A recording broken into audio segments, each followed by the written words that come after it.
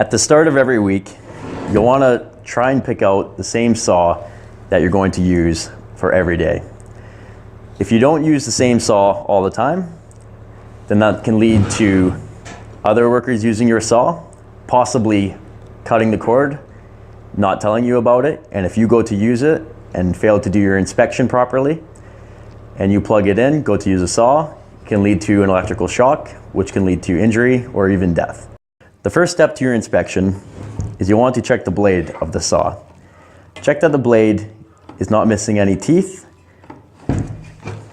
Also look down the blade, make sure that it's not warped or bent. While you're checking the blade, check the guard. Does it move fluently and smoothly, or does it stick like this one? If the guard on the saw blade sticks like this, you want to report it to your supervisor or boss and ask them to fix it. Next, you'll want to inspect the cord of the saw for any rips or tears or any exposed wires. You can run your fingers along it like this, and here I found some exposed wires. Since I found exposed wires, I will definitely be reporting this to my supervisor or boss because the cord must be replaced.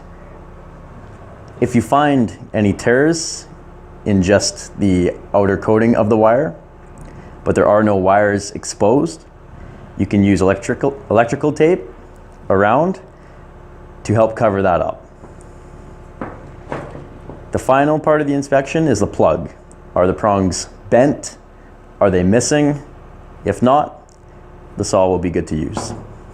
And one thing to always remember is never keep your finger on the trigger.